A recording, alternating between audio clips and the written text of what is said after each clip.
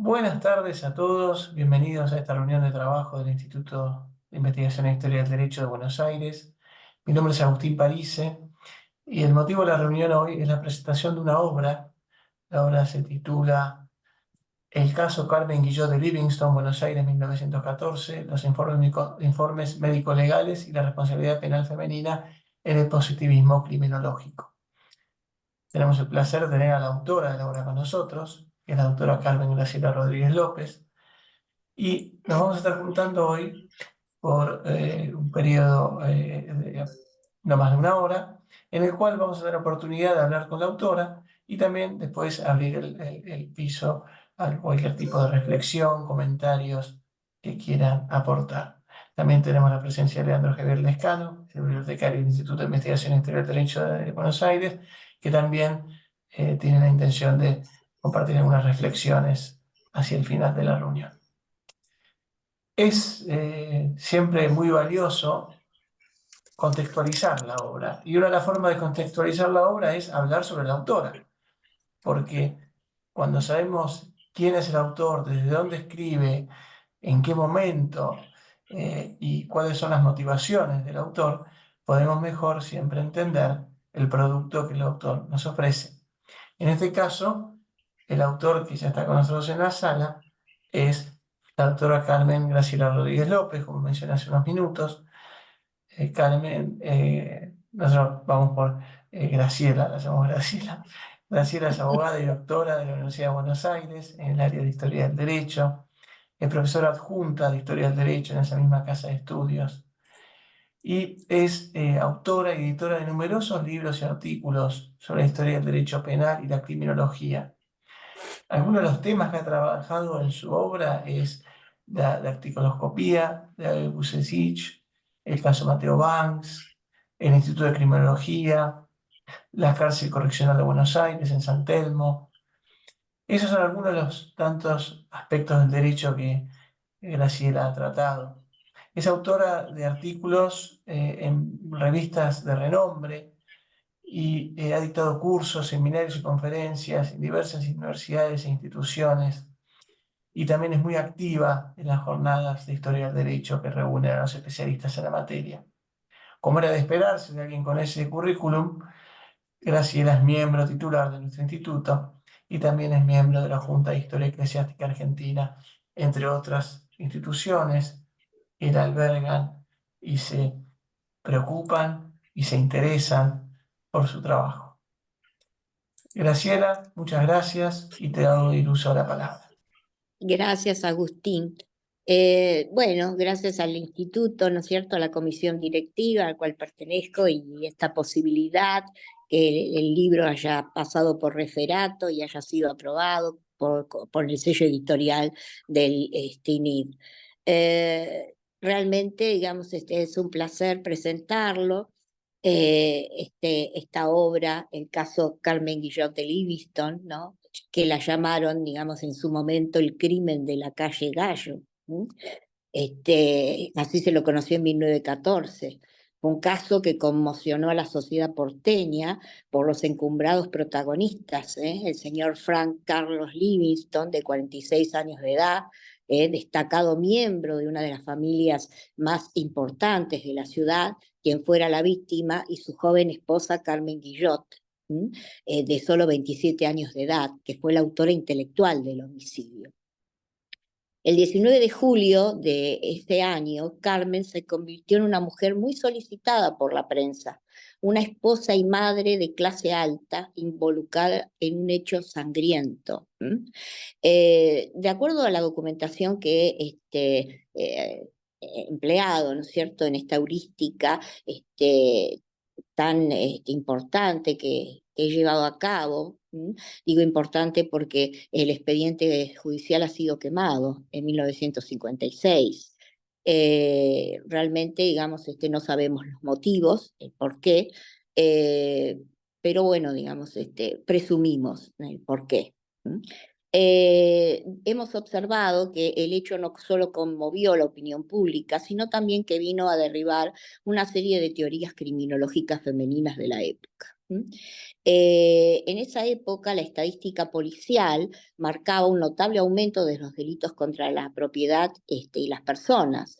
Así lo indica en 1907 el Censo General de Población, en donde habla que el incremento de extranjeros entre la población carcelaria avala de esta manera el fundamento práctico de la época, que la mayor parte de los inmigrantes eran sinónimo de delincuencia. Era un periodo en que la criminalidad femenina no recibía la misma atención que la masculina. Este mismo censo hace referencia a que solo el 5,85% de los criminales aprendidos en las primeras décadas del siglo XX eran mujeres. Es por ello que, en relación a los delitos contra las personas realizadas por ellas, se le otorgaba importancia a los que estaban asociados con la maternidad, como el aborto y el infanticidio. Esto ha permeado las miradas posteriores producidas precisamente por los científicos sociales sobre la criminalidad a principios del siglo XX, quienes consideraron que la menor incidencia de la mujer en la criminalidad y su tendencia a involucrarse en crímenes típicamente femeninos. Atento a ello, Antonio Valver, que en esa época era el director de la Penitenciaría Nacional, escribe en la revista Archivos de Psiquiatría, Criminología y Ciencias Afines que en Buenos Aires solo el 10% de los delitos cometidos por las mujeres eran homicidios o tentativas, y que la baja tasa de la delincuencia femenina era porque la mujer, y estas son palabras del gran pedagogo Víctor Mercante, no estaba destinada a los grandes trabajos de la inteligencia, ni a los grandes trabajos materiales. O como aseguraba Roberto Levillier, su constitución frágil las alejaba del crimen calculado, interesado y enérgico, aunque no del homicidio por venganza o por pasión. Las ideas positivistas, tan en boga en la época, asociaron la criminalidad femenina con la iniciación sexual temprana. La prostitución, la falta de instintos maternales, los exaltados sentimientos pasionales, todas estas ideas convivían con la concepción de que la mujer constituía un tipo primitivo, no evolucionado, preponderando desde ya las teorías biológicas. Decían que la mujer tenía un temperamento retardatorio e incapacidad de la ideación abstracta. En la actualidad hay trabajos que han cuestionado esta tipicidad, como precisamente al observar el bajo cometimiento de los delitos considerados violentos realizados por las mujeres, el caso de la criminalidad femenina en Buenos Aires, el trabajo de Lila Caimari, o el trabajo de Julieta Di Corleto sobre la mujer y el crimen, por ejemplo. En cuanto a las penas que por entonces se le aplicaban a las mujeres, los autores revelaban que más que castigar, bastaba con educarlas, haciéndoles comprender que habían actuado mal, pues sostenían precisamente que la cárcel y las penas aflictivas eran aún menos necesarias, ya que su delito, casi siempre efecto de la sugestión o de la pasión, las hacía menos temibles, en la medida que se alejaban de quienes las habían sugestionado o provocado el tormento, es decir, el amante o el marido. Por otra parte, ya hacia 1893, Francesco Puglia había publicado La donna delincuente y la ley penal, donde explicaba que sin prejuicio de las diferencias orgánicas entre hombres y mujeres, la menor criminalidad femenina no podía ser justificación para establecer como principio general su menor imputación, pese a que podía determinar la concesión de circunstancias atenuantes, o la disminución de la responsabilidad en un número mayor de casos, no aplicables a los hombres delincuentes. O sea, remarcando que se debía establecer un criterio penal especial para las mujeres.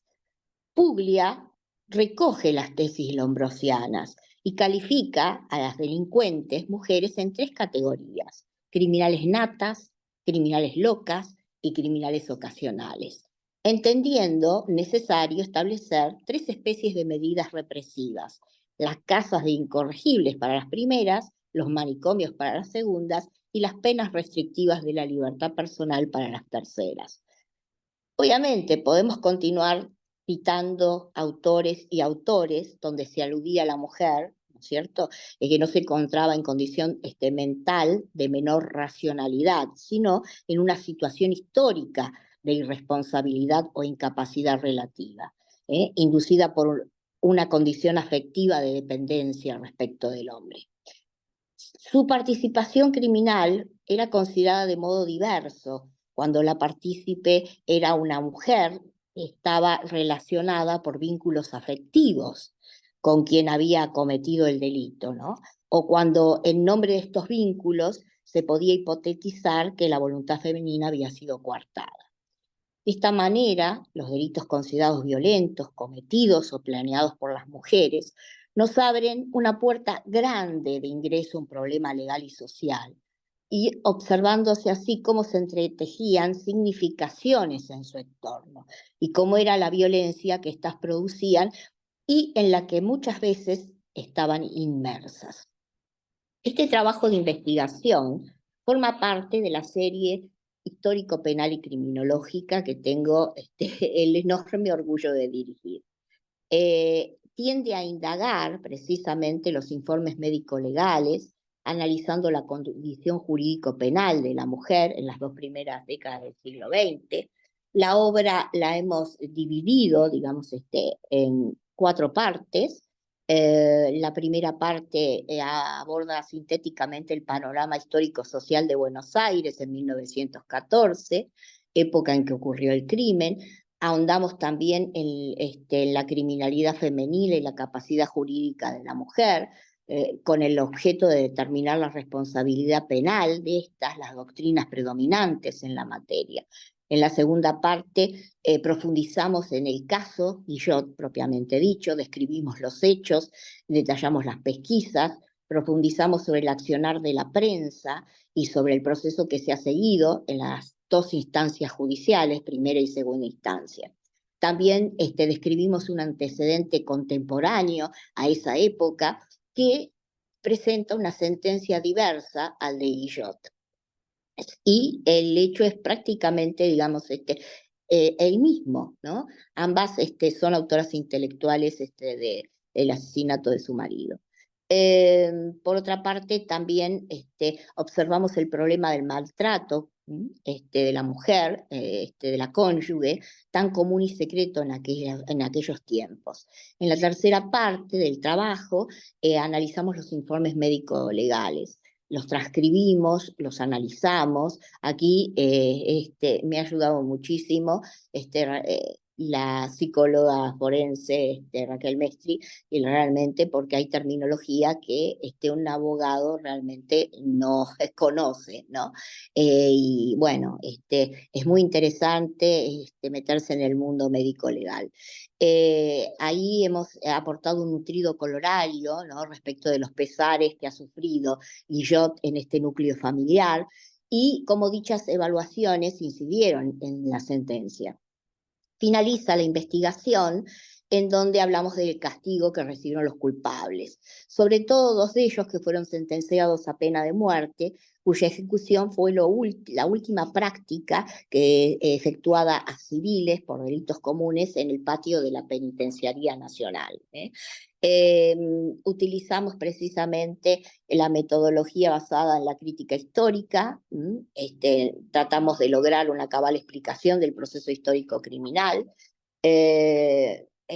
analizando la información a través del método cualitativo, abordamos muchas fuentes oficiales, Archivo General de la Nación, Museo Penitenciario Argentino Antonio Valver, el Museo Archivo Mitre para la parte periodística, el archivo de la Policía Federal, que realmente nos permitió, digamos, construir todo, digamos, el hecho criminal, la revista policial, y revistas, la revista de ingenieros, de psiquiatría, criminología y ciencias afines, y bastante bibliografía referencial, ¿cierto?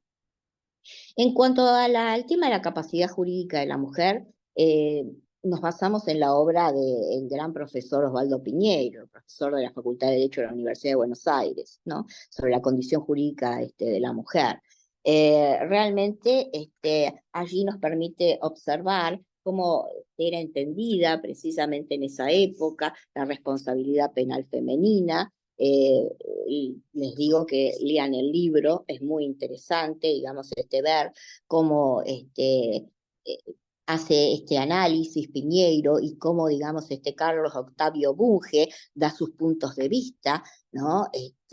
Y bueno, ahí las doctrinas insisten en el orden fisiológico de la mujer expuesta a crisis, ¿no? Que comprometen sus facultades intelectuales, habla de la menstruación, el aborto, la lactancia, la histeria, ¿no? Donde destacan que es típicamente femenino y no es tan así, porque si nos abordamos la lectura de Ramos Mejía, la neurosis de los hombres célebres de la República Argentina, vamos a encontrar que personajes históricos masculinos presentaban precisamente, digamos, histeria. Entonces, es muy interesante, digamos, observar los análisis de estos grandes doctrinarios. Por otra parte, hemos observado profundamente cómo el derecho penal de fines del siglo XIX y buena parte del siglo XX contribuyó a asignar y reproducir una determinada significación del ser social mujer, es decir, de la estructura de género, ¿no?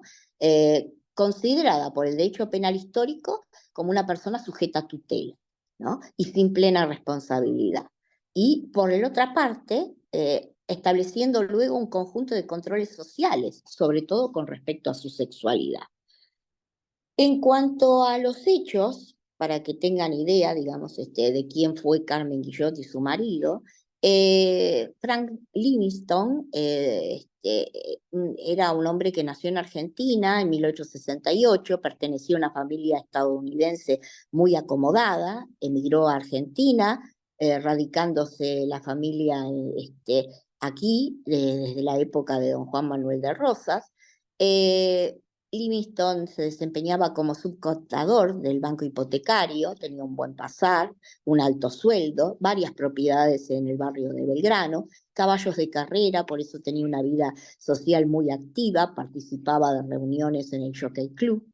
Su esposa, Carmen Guillot Borges, había nacido en Montevideo en 1874, era uruguaya, su tierna infancia transcurrió allí, había sido educada por su madre en piano, francés, en fin, su madre era una Borges Lafinur, descendiente de Juan Crisóstomo Lafinur, célebre filósofo, docente, periodista y poeta. O sea que era una mujer que estaba también en muy buena situación social.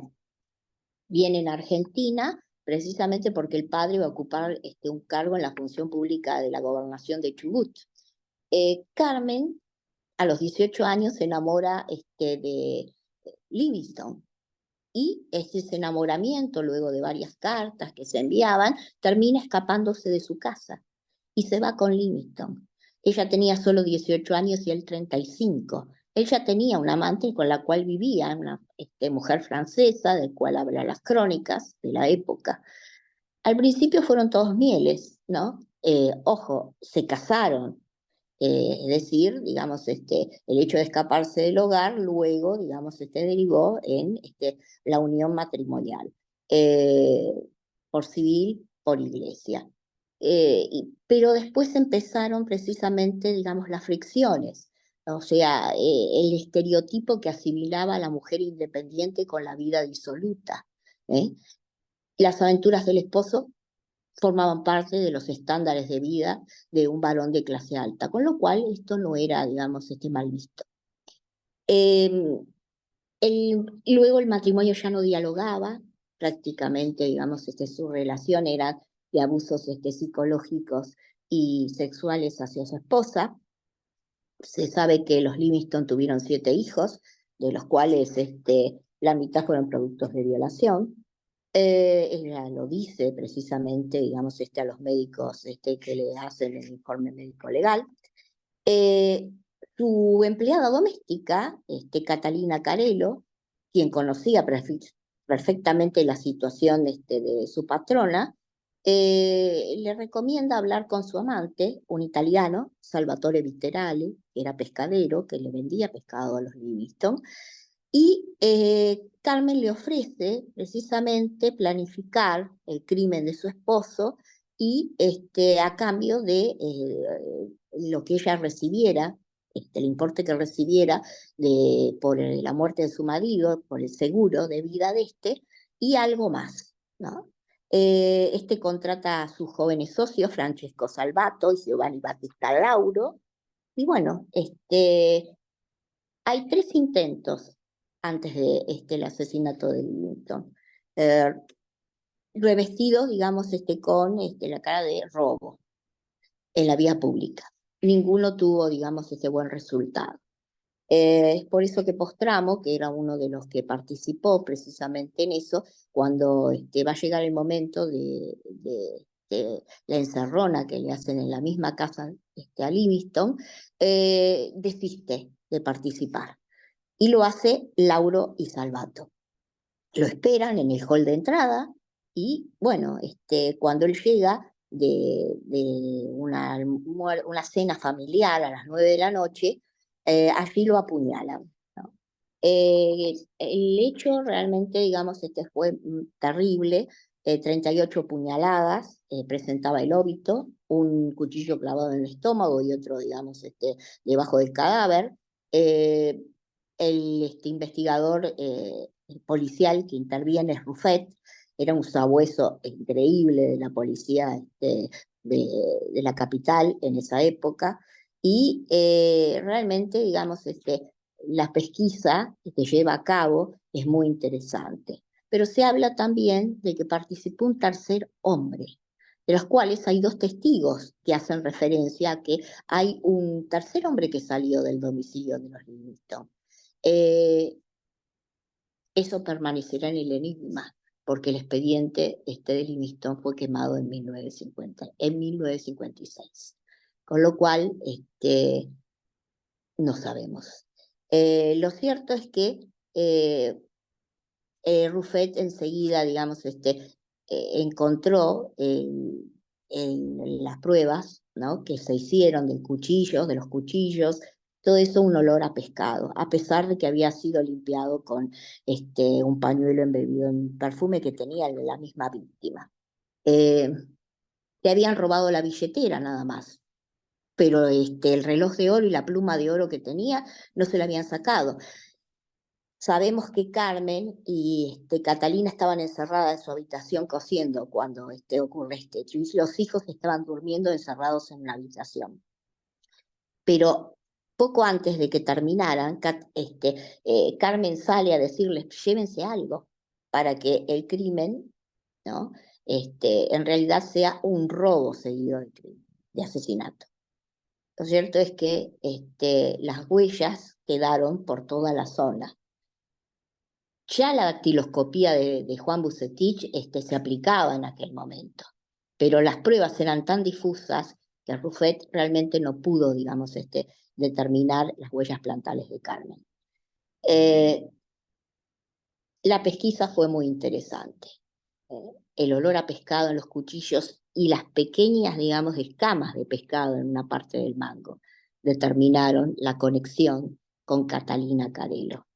Y allí todo lo demás, digamos, lo van a observar y lo van a leer en el libro. Derivaron las condenas, ¿no? Carmen, digamos, luego de que cayeron todos, se quebró y habló. Fue sentenciada a pena de reclusión por tiempo indeterminado, pero se aplicaba el Código Penal de 1886, con lo cual la mujer no podía ser ejecutada, pena de muerte.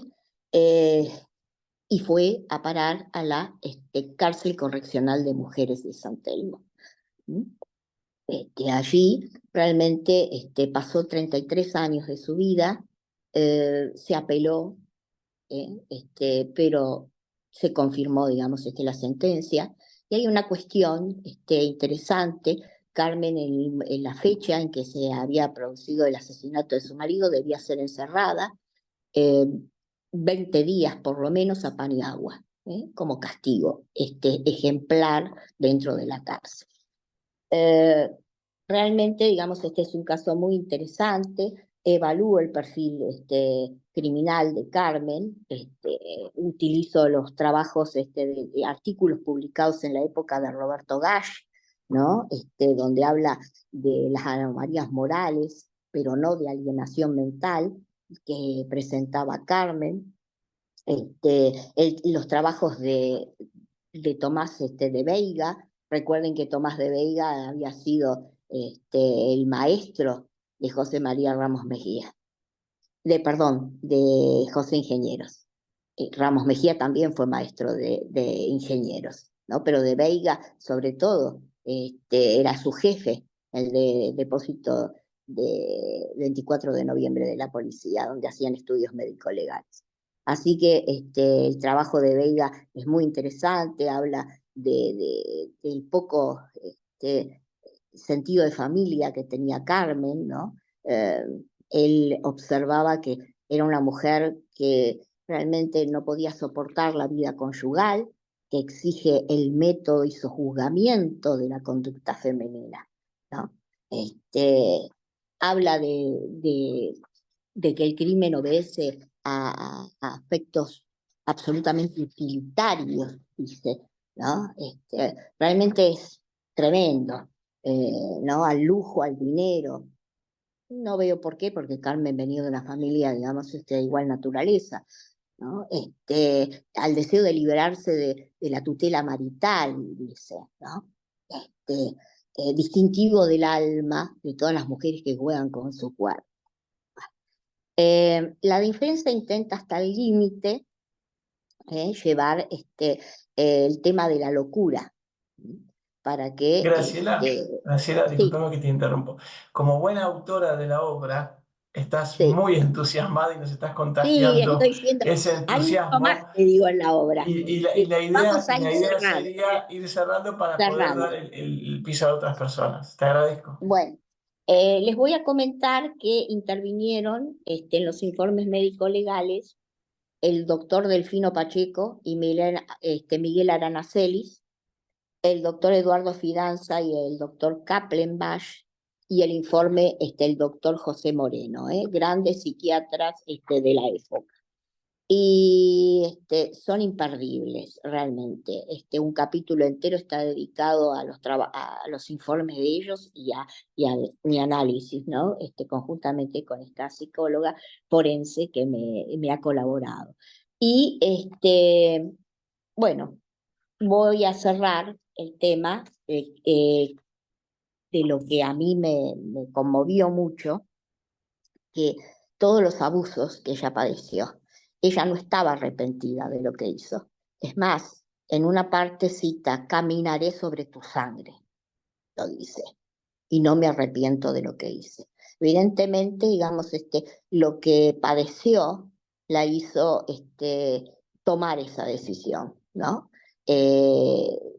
Lean el libro y van a ver todos los abusos y lo que ella padeció. No justifico, digamos, lo que llevó a cabo, pero en una época donde las cuestiones, digamos, de los problemas conyugales se atendían dentro de las paredes de su casa. Y además el hombre tenía el deber de corregir a la mujer. O sea, por corregir se puede entender muchas cosas, realmente. Fue un hecho muy resonante para la sociedad y para la prensa gráfica de la época, sin lugar a dudas. La revista policial de 1922 describe en las sentencias maravillosamente. Carmen Guillot fue una mujer que rompió con el esquema lombrosiano al planear el crimen de su esposo. Fue una mujer que no toleró los abusos, los golpes y la tortura psicológica a la que cotidianamente se veía sometida. Era amante de la poesía, también escribía, era una romántica. Su enamoramiento sin inhibición la llevó a huir con su novio, ¿no? Y quebrando, digamos, las reglas sociales de la época. Era una rebelde y eso no se podía admitir. La responsabilidad de Carmen fue muy, muy discutida en el proceso, sobre todo ligado con la enfermedad que tenía Carmen, que era el mal de Basaldú, problema tiroideo. Y por eso la defensa trató, digamos, de llevar hasta el límite, digamos, su responsabilidad. No lo logró. Guillot había demostrado una sexualidad peligrosa, no aceptada por los positivistas. Y esto se dilucida claramente en los informes médico-legales. El caso Livingstone nos sirve para reflexionar sobre la protección femenina en los albores del siglo XX, tanto en lo social como en lo policial y en lo judicial, y también la falta de respuestas legales que llevaban a las mujeres a realizar actos por los cuales luego eran condenadas. Hoy en día tenemos la ley de femicidio. No obstante ello, las mujeres siguen siendo hostigadas y muchas eliminadas, por supuesto, a diferencia, ¿no?, de este caso. Gracias. Muchas gracias, Graciela. Muchas gracias. Y como dije hace unos minutos, tu entusiasmo es contagioso y estoy seguro que varios de los presentes en la sala y los que vean esto en nuestra grabación en el canal de YouTube van a ir a la librería a buscar copias. Y aprovecho para decir que el libro fue publicado con el sello editorial del Instituto de Investigaciones de Historia y Derecho de Buenos Aires, que es el que nos reúne hoy. Y es en ese contexto que dos miembros del instituto van ahora a tomar la palabra y a hacer unas reflexiones. El primero es Ezequiel Abásolo, que es el director del instituto y que figura en el prospecto, en el anuncio del evento, y Ezequiel, él lo va a explicar ahora, pero tuvo problemas de conexión con internet, y por eso entraba y salía de la reunión, pero veo que en este momento está, entonces sin más demora, le voy a dar el uso de la palabra a Ezequiel. Gracias, Ezequiel, por sumarte. No, gracias a ustedes, gracias a Graciela, y no descarto que vuelva a desaparecer en el mundo etéreo de las comunicaciones porque estamos con un problema de conectividad en el edificio. Estoy hablando ahora desde la Escuela del Cuerpo de Abogados del Estado y hemos tenido un problema todo el día con exámenes mediantes, así que imagínense el estrés que estamos viviendo, pero dejo de lado esto para, para hablar del libro de Graciela, agradecerle a Graciela la confianza en el sello editorial del instituto, la confianza en el proyecto institucional que estamos llevando adelante colaborativamente entre todos. Yo ya tuve el placer de conversar sobre este libro presencialmente en la sede de Buenos Aires. Voy a repetir varias cosas que dije en ese momento, porque el público también es otro, pero como le gusta decir siempre a Viviana Kluger, no voy a contar muchos spoilers, no voy a contar ninguno en realidad. Para esto está el libro, para esto está la curiosidad de la comunidad académica, y como sucede muchas veces frente a una obra que va a adquirir vida propia a partir de su impresión y de su difusión. La obra es la conjunción de un autor y de un tema que yo incluso también quiero señalar de una perspectiva. De la autora hay varias cosas que podemos decir y que quiero decir. Voy a ser breve. Yo llegué a escuchar la presentación de Agustín. Estamos en presencia de una investigadora y una docente que tiene muchos años intensos detrás de este libro. Este libro es parte de lo que nosotros solemos mencionar o identificar como una línea de investigación. Entonces, sería muy meritorio por sí mismo, pero lo es más porque se integra a una línea de reflexión que viene cultivando con mucho provecho y con mucho interés Graciela. También en esa línea de investigación, Graciela ha desplegado con mucha habilidad y constancia un ejercicio de la interdisciplinariedad. Bueno, no sé si me están escuchando en este momento, porque veo que bueno, Te escuchamos, Ezequiel, te en este escuchamos. sentido, Te escuchamos bien. listo, se me detuvo la cámara acá. Listo, muchas gracias. Entonces tenemos la interdisciplinariedad, la línea de investigación sostenida y en parte también una perspectiva que ella aplica, que ella pone en ejercicio, histórico-jurídico o histórico-jurídica, lo cual es una opción metodológica que a nosotros desde el instituto nos parece muy oportuna, muy interesante porque hace a una posibilidad, a un ejercicio de observación propio de nuestro mirador disciplinar, que es la historia del derecho. Porque estos temas podrían dar lugar a una confusión admisible y razonable entre historia del derecho e historia social de la justicia. Graciela se inclina, se define por la historia del derecho y este libro es un ejercicio de ese observatorio particular. Ahora, en cuanto al tema, me parece que es muy interesante eh, las posibilidades que el libro nos ofrece. Un libro que tiene que ver con un episodio, que tiene que ver con la mirada sobre ese episodio, en una época que está en marcada transición.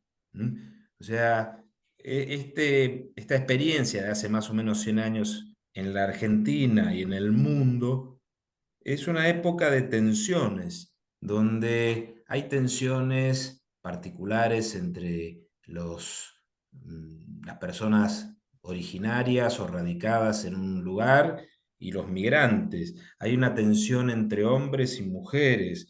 Hay todo un problema identitario que conmueve a la sociedad y que a nosotros nos trae ciertas reminiscencias que en parte nos resuenan muy negativamente en nuestros oídos por el sentido de los términos, por la discriminación, por la manera de ver las cosas, pero que tenemos que entender desde su lógica y desde su momento. Una de las cosas que los historiadores no podemos hacer es aplicar anacrónicamente categorías y criterios. En ese mundo en transición, que al mismo tiempo es distinto al nuestro porque viene de otras experiencias y avanza en un cierto sentido, que no es el nuestro, pero que tiene en común esto de ser transicional, esto de estar en una época de cambios. ¿Qué es lo que el libro nos cuenta? Nos cuenta una experiencia en la cual hay sobrevuelan las preocupaciones sociológicas. Un derecho penal que, bueno, Graciela lo dice varias veces y con mucho criterio, el debate, la discusión sobre las perspectivas lombrosianas. Estamos en un momento en el cual se está impugnando la codificación penal clásica, se atiende a la delincuencia. Antes los juristas del derecho penal atendían al delito, a la teoría del delito. Estamos también en un escenario en el cual cobra particular relevancia la actuación del periodismo forense junto con la de la investigación y la difusión científica de las ciencias del derecho penal y de las nuevas ciencias vinculadas con la penalidad para esa época, como era la antropología criminal, la sociología criminal, la psicología. Eh, es ahí que lo que Graciela nos proporciona es un material muy intenso, muy valioso, con un diálogo fructífero entre la perspectiva general del historiador, que se ve en los primeros capítulos, y después cómo se va desenvolviendo una, un episodio criminal, pero que supera ampliamente la perspectiva de una anécdota para convertirse en la oportunidad para abordar un momento en la evolución del derecho penal, tanto argentino como occidental en general. Con lo cual le quiero agradecer a Graciela su aporte, su nuevo esfuerzo, y los invito a ustedes a ser lectores y difusores de esta obra. Muchas gracias. Muchas gracias, Ezequiel. Muchas gracias, Ezequiel, por tus palabras, en tu carácter también, no solo de lector y de investigador, sino también de director del instituto. Y bueno, sabemos que en cualquier momento podés volver a desaparecer, pero fue muy bueno tenerte al menos unos minutos. Eh, y la segunda persona del instituto que va a tomar la palabra es el Leandro Javier Lescano, que es el bibliotecario del instituto. Para aquellos que han visitado el instituto, siempre lo van a encontrar ahí a Leandro. Y Leandro, por favor, te doy el uso de la palabra. Bueno, muy buenas tardes a todos. No sé qué más podría agregar a todo lo que ya dijo Graciela, a lo que dijo el doctor Abasolo, todas las implicancias histórico-jurídicas, todo el contexto histórico, social, que está tan bien narrado y con tanto rigor científico, hacen que sea una obra formidable. Recién el doctor Abasolo decía que para que se produzca una obra tiene que producirse la conjunción entre un autor y un tema. Y lo explicó muy bien. Yo le agregaría que el sentido de esa conjunción de dos cosas la da un tercer elemento, que es el lector. Y yo voy a expresar mi satisfacción como lector de esta obra, que que se lee como un thriller. Más allá de todas estas cuestiones que explicó también el doctor Ezequiel y que explicó en detalle Graciela, el libro se lee casi como una novela. Graciela hablaba olor a pescado, escamas, un cuchillo clavado en el abdomen, un sabueso en el comisario, una mujer maltratada, abusada, un hombre lleno de privilegios. No sé qué otro tipo de cosas necesitaría un thriller policial. Tal vez Graciela sea la inventora de un thriller histórico-científico, penal, criminológico, no sé cómo llamarlo, pero realmente es de una lectura muy amena, y esa amenidad no le quita un solo ápice del rigor científico que la obra encierra, y que a su vez hace referencias a datos históricos muy interesantes, como por ejemplo que en 1916 fueron ejecutados los dos asesinos de Livingston, que fueron los últimos ejecutados, los últimos condenados a muerte por temas no políticos en la República Argentina, Salvato y Lauro, los, las dos personas condenadas. Bueno, Graciela habla que hay una tercera que no fue identificada. Así que recomiendo grandemente la lectura del libro. Es una experiencia atrapante, con muchísimo rigor científico y muy amena. Así que, Graciela, te agradezco la experiencia que me diste. Muchas gracias, Leandro. Muchas gracias, Leandro, por tu reflexión y tu aporte. Y tenemos un poquito más de 10 minutos, pero no mucho más. Y me gustaría abrir el micrófono también a los participantes para que le puedan hacer preguntas al autor. Esta es la famosa sesión autor se junta con el lector se junta con el autor. Entonces aprovechen esta oportunidad. Yo por mi parte ya tengo una pregunta para el autor, para la autora, pero me gustaría darle prioridad a los asistentes. Voy a ver si alguna mano se eleva. Y si no, voy a tomar la palabra. Y te voy a preguntar, Graciela, vos nos explicaste en tu presentación los orígenes de la obra, las fuentes que utilizaste, cómo se presentó la obra, o sea, cómo se estructuró. También, al hacer eso, pasaste a la etapa de difundir el trabajo. Y la última etapa que queda con un trabajo, después de difundirlo, es, bueno, ¿cómo sigue? ¿Cuál es la próxima etapa de este proyecto? Que imagino, como buena investigadora, ya debes tener muchas cosas en la cañería listas para poner en la cocina. Graciela, por favor. Está silenciada. Te voy a el micrófono. A ver si lo puedes abrir. El próximo trabajo que se está ya prácticamente finalizando es conjuntamente con el doctor José Daniel Cesano, y es el secuestro de Martita Stutt. Es un caso bastante complicado en Córdoba, donde una niña desaparece, ¿no? Estamos viviendo el caso de Loan, ¿no? Pero en este caso es particular, hay toda una implicancia política y una intervención de la provincia desde lo gubernativo, desde lo político. Realmente es muy, muy interesante, no voy a expoliar nada porque me mata José Daniel. Y bueno, él ha podido encontrar el expediente. Y esto para nosotros los investigadores es fantástico, porque allí tenemos todos los puntos de vista, los testigos, todos aquellos que han participado, ¿no es cierto? Los actores, ¿no? Los investigadores. Bueno, realmente es una investigación que ya lleva 2 años prácticamente, el análisis y la búsqueda. Aparte de tener el expediente, uno tiene que buscar la cuestión periodística también, el impacto, digamos, social. Hay testimonios de época que hemos podido encontrar. Así que realmente es un caso que es recomendable su lectura, ni bien esté publicado.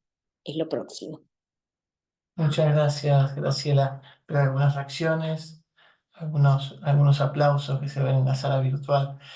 Quería también aprovechar e invitarte a si nos querías contar un poco más sobre la serie que estás dirigiendo dentro Esta, del sello del instituto. Esta serie inició con el caso, en realidad la serie se realizó un poco por ese interés, digamos, por la parte criminológica, ¿no? Que tengo. Y bueno, decidimos, entre varios, porque no fue este libro en particular lo hice yo, pero el primer libro de la serie fue realizado con la doctora Mañeres, un caso emblemático de Azul, el caso Mateo Banks, primer asesino múltiple del país, que tuvo muchísimo éxito de venta y además interés de parte, digamos, de la Secretaría de Cultura de la provincia de Buenos Aires, porque lo declararon de interés por parte de la Secretaría de Cultura de la provincia. Después el segundo libro fue realizado con el doctor Sergio Núñez y Ruiz Díaz, el doctor Sandro Laza Palleros, la doctora Claudia Somovilla, y quien les habla, y fue el caso, o sea, la dactiloscopía de Juan Bucetich y el caso Francisca Rojas.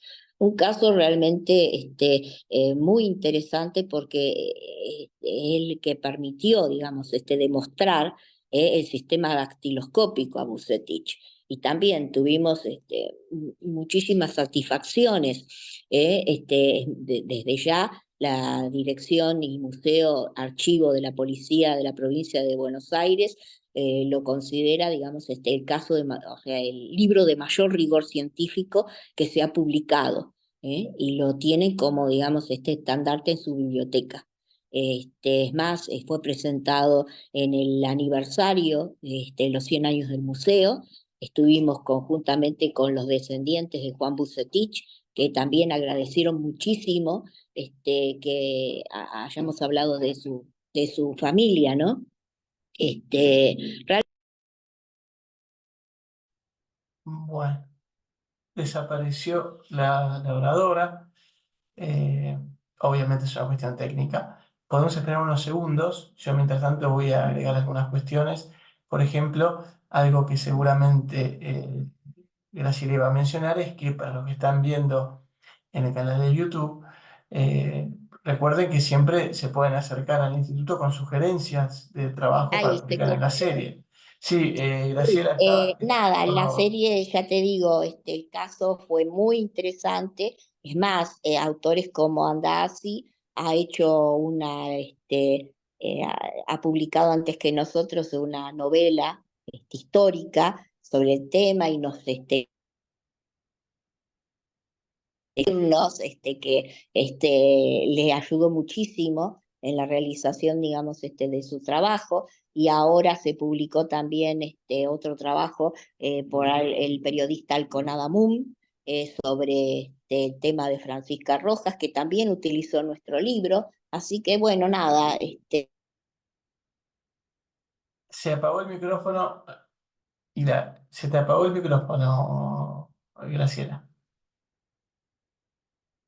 No te podemos escuchar. Bueno, no, ahora ahí sí. sí, ahí te podemos escuchar, sí. Bueno, nada, realmente fue interesante. Y ahora es el caso Guillot, y bueno, después el de Mastita Stut. Tenemos otro caso también, que es de un sacerdote que estuvo preso en la famosa cárcel de Sierra Chica. Acá eh, también, en este caso. Así que bueno, nada, y así sigue la serie hasta que veamos qué. Pero yo estoy Gracias. dirigiendo ahora en el instituto Sí, en un seminario permanente de historia del derecho penal, penitenciario y criminológico, que vamos a tener las jornadas en diciembre. Reunimos a investigadores nacionales e internacionales, todos aquellos que quieran unirse. Las jornadas no solamente van a estar dedicadas a un tema central, sino que permitimos a aquellos que están investigando sobre temas penales, penitenciarios y criminológicos que se unan a estas jornadas. El tema de base son los de alienados delincuentes y los delincuentes alienados en el positivismo criminológico, pero aquellos que quieran presentar otras ponencias sobre estos temas están bienvenidos. Ya vamos a mandarla a circular. muchas gracias, Nosotros, Graciela. Quería aprovechar y comentar algo que dije cuando vos te ausentaste por unos segundos, y es que naturalmente los que están viendo esto por el canal de YouTube y tengan algún trabajo que consideren que puede calificar dentro del marco de la serie, que naturalmente se acerquen al instituto, al caso de Graciela también, con propuestas para integrar la serie. Esa es la ventaja de estos canales de YouTube, donde el material queda grabado y la invitación por ende queda abierta ad infinitum. Veo que hay mensaje en el chat. Un segundo, por favor, lo quiero leer. No, no hay ningún mensaje. Entonces, para cerrar el evento, le voy a agradecer. Veo que está tu mano, Leandro. Sí, Leandro, por favor. Sí, Graciela, como toda presentación del libro, me parece importante que nos aclares a dónde está disponible para comprarlo. Bueno, la obra está disponible. Algunos están en el instituto, por Mercado Libre están, por Amazon también, en la librería de Duncan también están, así que hay distintos circuitos donde se puede adquirir el libro. Gracias, Leandro. Un punto muy importante, efectivamente, para la difusión del material. Y el punto de referencia siempre es el Instituto de Investigaciones de Historia del Derecho, donde pueden Y escribir además, correo. perdón, la compra del libro están colaborando con el instituto, porque los fondos no son para nosotros los investigadores, sino que los fondos que se recaudan son para el instituto, que es Muchas un gracias dato no también. menor. Claro, naturalmente. Gracias, Graciela. Y entonces vamos a cerrar este evento agradeciéndole a Graciela por presentar, a Ezequiel y a Leandro por hacer sus aportes con sus perspectivas, y a todos los que están en la sala por sumarse hoy durante esta hora para volvernos a embarcar en una aventura de desconocimiento, en este caso de historia del derecho. Muchas gracias, buenas tardes y buenas Gracias. noches. Mira.